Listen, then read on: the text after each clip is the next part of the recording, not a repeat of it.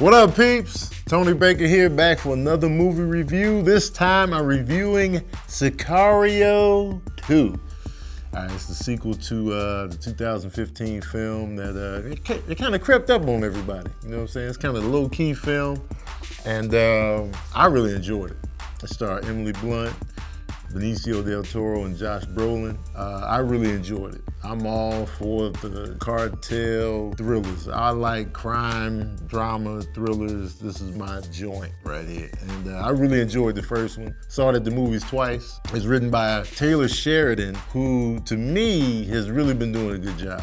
Like, I really enjoyed Sicario, which he wrote. I really enjoyed Wind River, which he wrote, and I believe he may have directed that one. Hella High Water, which he also wrote, and I enjoyed that as well. So his track record right now is dope as hell. Sicario, and I think Sicario, it did mediocre box office initially, and but I think people really took to it, like when they started streaming it and like coming on video and stuff like that. People really started to like, yo, this was a good slept-on joint right here. And so I'm glad they did a sequel, because the way the first one ended, you're like, man, I'd love to see more of this guy right here. So the sequel's here. Same cast. Well, Emily Blunt's gone. Her character's not in the sequel, but you got Josh Brolin and Benicio. You got a different director this time. The original director who also did the new Blade Runner. They had schedule conflict, so he couldn't return for this one. But the tone, the director shift, I didn't really notice too much. Like, it wasn't that much difference in tone. Still had the same feel. It didn't feel as heavy as the first one did, and everything moved pretty quickly. Like, there was no moment where I felt like, all right, this is dragging on. I didn't get that feeling with this one. It's good to see Josh Brolin, man. He having the time of his life this year, man. Three movies in one summer. Not just 1 year, 3 movies in one summer. He's in Infinity War, he's in Deadpool 2, and now he's in Sicario 2, man. He's having a great summer, man. I can't even get 3 movies in 10 years. He's got 3 movies in one summer. Shout out to him, man. He's living his best life out here. And his character's cool, man. His character, you can tell he just doesn't care. He's getting the job done at all costs. Flipping attitude, he's chewing his gum, he's eating. I like to see characters eating and chewing gum in movies. I don't know what it is. I like that. Like, you know, like, can I eat in this scene? Like, if I was an actor, I'd be like, can my character just be eating some noodles right here? It'd be great. Like, I want to be that actor that's always eating, no matter the movie. Like, I can be playing an anorexic victim who's starving himself. I'm like, no, you're supposed to be starving. Well, you know, I just eat this, you know, but I'm not really eating it. I just chew on it and spit it out. You know what I'm saying? That's how much I want to eat in scenes. I don't know. That's neither here nor there. Benicio is back, dope as hell. You know what I'm saying? Benicio del Toro is the king of always looking like he just woke up. That's just his face. It always looked like he just slept face down and woke up. Oh, we doing this? He's always had that look. The puffy eyes are like, yo, I just woke up. What are we doing here? He's a great actor. I love watching him, but he always has that look like he just woke. You know when you just wake up? Like, you literally, your face was in the pillow and you turn around. What time is it? That's the look he has. What time is it? Are we asleep? Wait, are we ready to go? Let's do this. And Jack Nicholson is another actor who mastered the art of looking like he was really asleep in the scene. I swear Jack Nicholson was really asleep out here, because he mastered the disheveled, because you look funny when you first wake up. Everybody. Your face is puffier, you look confused, you just got a fatter face when you wake up. But that's neither here nor there as well. It's good to see his character back. The plot of the story is this. They want to start a war, because now things coming in from Mexico at the border, it's not just drug problems now. It's not just illegal immigrants and drug problems. It's now you got terrorism coming across the border. You know, they're bringing in terrorist groups who are committing acts of true terrorism here in America, and that's how they're getting through. They're getting through the Mexico border now. So now that's a whole nother route of like currency. Like, these guys are paying people to get them through the border that way. Instead of them coming via flight, they're coming on ships, and now they're coming in through the Mexican border and committing acts of terrorism. So now they're like, yo, all right, so how are we gonna find these cells that are bringing these people through? Let's start a war in Mexico and with the cartels by kidnapping the daughter of one of the cartel leaders. And then that will in turn incite a war between the cartels and then we can like, weed out these people coming in on the terrorist tip. It's complicated, it's thick, it's heavy government talk, but that's pretty much the gist of the story. And they bring in Benicio again, like, we need a dude that can get the stuff done and knows the lay of the land, hence Benicio coming back. Let's do it again. And like, all right, here we go, let's go. So you got the new element in, you got the new actress played by the daughter of the cartel leader. She did her thing, man. She had a good presence. Like, she was a little kid, but she had a weight to her, you know what I mean? Like, her eyes were very like, oh, this little kid is serious out here, you know what I'm saying? Serious business with the eyes. Her eyes say a lot. Like, they really grabbed me out the gate.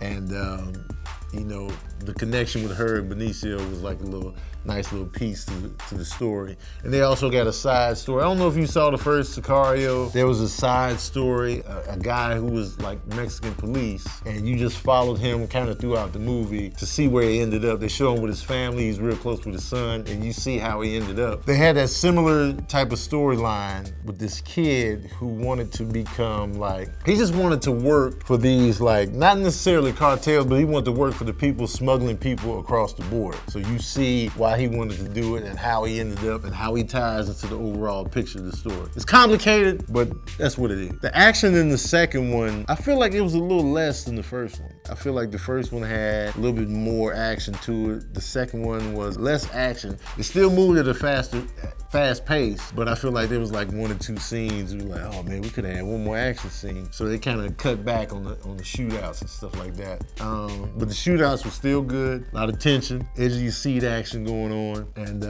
I love those scenes. I love I don't know what's gonna happen next. You don't know who to trust. You don't know who's actually working for a cartel, who's actually Mexican police. You don't know what's going on. You're like, but just stay ready. You stay like this at all times. Even if you ain't got a gun, walk like this. Like, why is he walking like that? Because he's ready. That's why he's walking like that. We don't have a gun, but he's ready. You feel me? I don't know why, but it looked like you know what you're doing with a gun when your arm is up. You know what I'm saying? Even though the gun is coming over here, but you still. I don't think that's the right position, Tony. Hey, man, I'm ready. Some of the takeaways of Sicario. One takeaway is Mexico always looks hot. Always looks hot. Whenever they go to Mexico, I'm like, what's the temperature? I always go to, no matter what's going on in the scene, families out here, it's a shootout, people stressed out, but I'm like, was it hot that day? Like, what? Whenever they go to Mexico City, I'm like, oh, the heat. You know what I'm saying? I'm not even sure how the temperature works out there. I'm not sure if they get a winter or not. Every time, I'm like, oh, it looks hot as hell out there. Miserable. The sun is just sitting. Everybody look just weathered. You know, they working outside. They got on cowboy boots. Cowboy boots and heat. Oh, forget it. I want no parts of that, man. Oh, I need to see more biblical sandals in Mexico.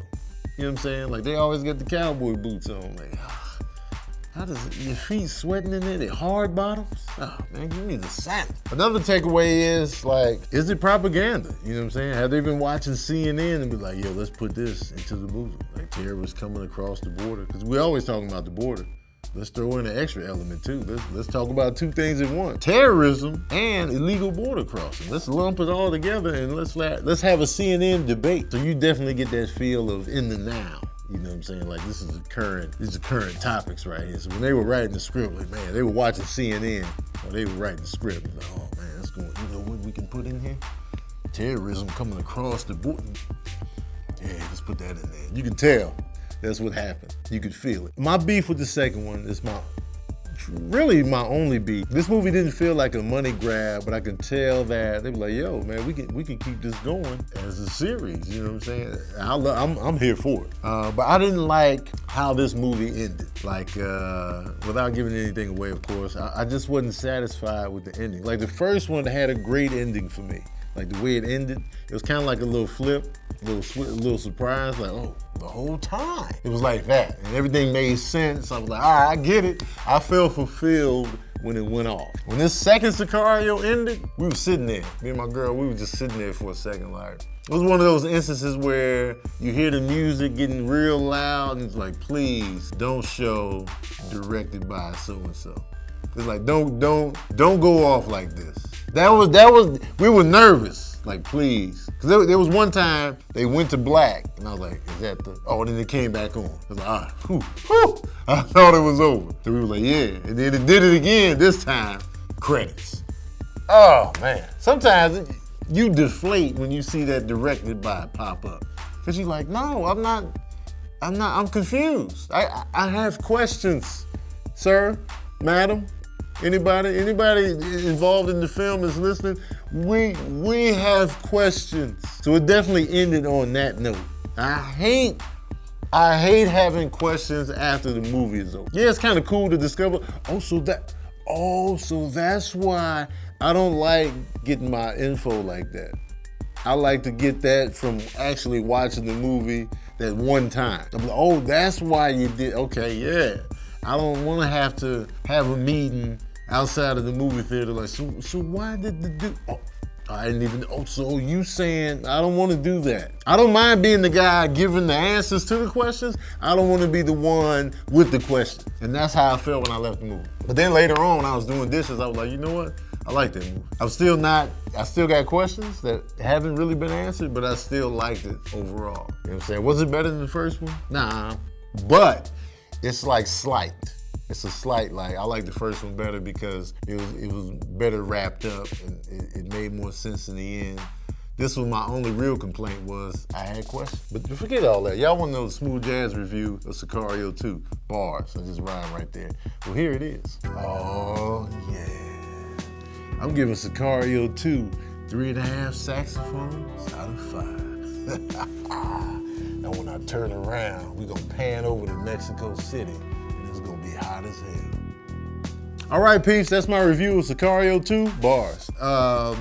Let me know what you thought about Sicario in the comment section below. If you saw it, did you like it better than the first one? Let me know. And also, what questions did you have about the movie? You know what I mean? Because I had questions. Other movies like this, of course, Sicario 1, Traffic, which was a 2000 film directed by Steven Soderbergh. Also had Benicio del Toro in that joint. And he won an Oscar for that, by the way. And yeah, that's 2 movies, right? Boom, all right. And don't forget to like, share, and subscribe. And as usual, we out here.